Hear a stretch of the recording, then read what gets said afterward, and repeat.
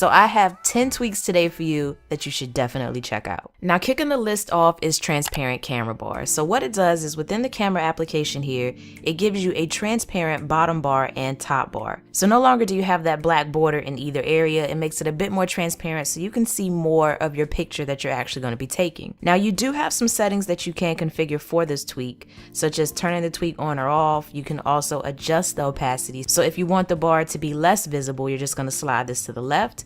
And if you want the bar to be more visible, then you can just slide it to the right. So you can adjust the top bar and the bottom bar separately, and you can turn the tweak off or on for either section of your phone as well. Now moving on to tweak number 2. This is for anyone that wish they had an S7 Edge type feature on their iPhone, and it's called Edge. So what it does is when you pull in from the right hand side here, it pulls up an edge, pretty much very similar to the feature of the S7 Edge. So within here you can see a couple of things like the apps that you've opened recently. You can also swipe again and add in your favorite apps. That way you can always have quick access to these particular applications that you add. And then if you swipe once more, you're then taken to your task edge. So this is where you have all of these different actions that you can do, such as quickly take a selfie or quickly search the App Store. You can also swipe one more time and then see your people edge. So this is where you can add in shortcuts to your favorite contacts or people you want quick access to contact. Now you do have some settings you can configure for this one, such as turning it off or on, which is vital for me. You can also come into configuration, adjust the order of your pages. So maybe you want your people's page to be the first one instead of the last one.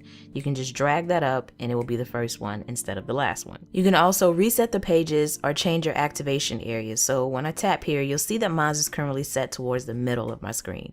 But if I wanted, I could use this here to adjust to make it be at the bottom of my screen to activate it or at the top of my screen to activate it. I can also use this slider here to adjust the size of it. So maybe I don't want it to be that small portion of my screen and I'd rather have it pretty much the entire right side of my screen. I can use that to do so. And then when you're finished, you can just save activation area and you're done. Now this next tweak is something very subtle. There are no options to configure. Once you install it, you're good to go, and it's called dark folders.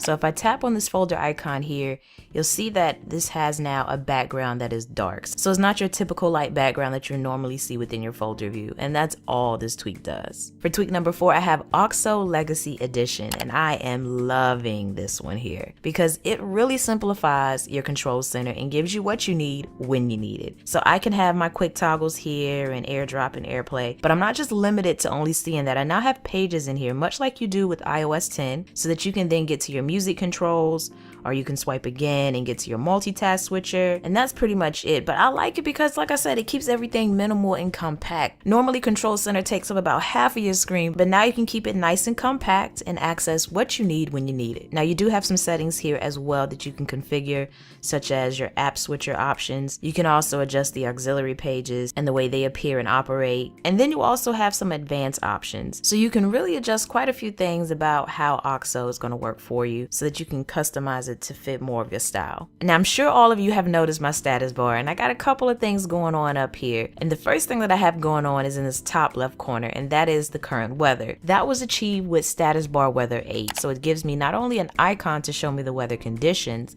but also the temperature that it is outside. Now if you move over here to the right hand side, I got a smiley face next to my battery bar. That is known as smile battery. And what happens is the smiley face changes based upon the percentage of my battery. So when the battery's full, you got a smiley face, and then you get all these other different facial emojis as your battery continues to drain. So it changes based upon your battery status. Now you do have some options within your settings for status bar weather.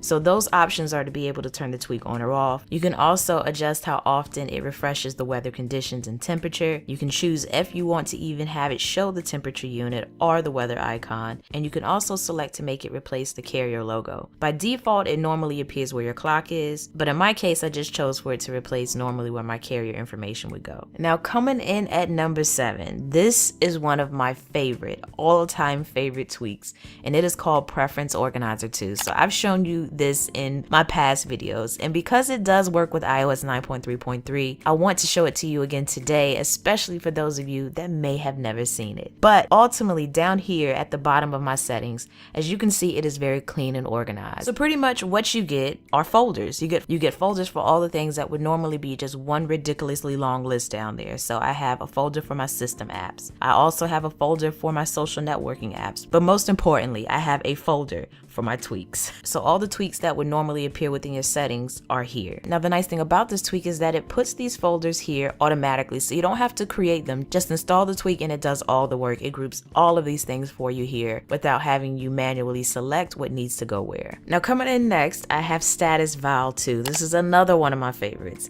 What this does, it gets rid of the volume HUD. So as you can see, as I'm hitting my volume button over here, it gives me my current volume level up here at the top of my screen. So no longer do I have that obtrusive HUD that sits in the middle of whatever you're looking at. I now have a very clean and minimal way to see what my current volume is. Now this also comes with some settings. It's not a lot, but it's enough. You have the option to adjust the theme. So currently I have circles as my theme, but you can make it squares instead, so that as I adjust my volume, you'll see that I have squares up there to indicate my volume level instead of circles. You can also have it hide the icons, so no longer will it indicate what type of volume you're adjusting.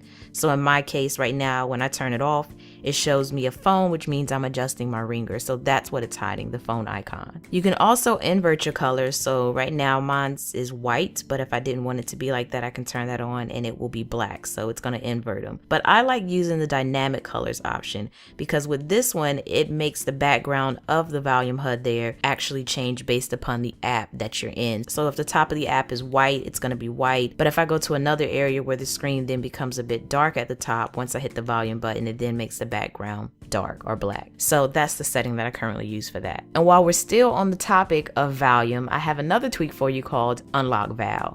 Now I can't tell you how many times that I have gone to my lock screen and actually tried to adjust the volume like this, and it would not do it because you have to actually unlock your phone to adjust the volume. But with this tweak, just as you saw there, I can actually adjust the volume of my phone with it still being locked. So you don't have to unlock your phone to adjust something as simple as the volume anymore. This is something that's one of those small things, but it makes a huge difference, especially when all you want to do is adjust your volume. You don't have to unlock your phone anymore to do so. I'm sure all of you have noticed my lock screen, and this is done with Manytime. So I was able to reduce the size of my clock as well as the date and the time with Manytime. So it pretty much gives you a very nice little minimal view of that information on your lock screen instead of enlarging it as it normally does. Now you do have some settings for Manytime where you can turn it on or off. You can also adjust the style of the time, and you can hide certain elements on your lock screen such as the top grabber, the camera grabber. You can also make it display seconds, and to make those changes apply, you just respring. But yeah, that pretty much sums up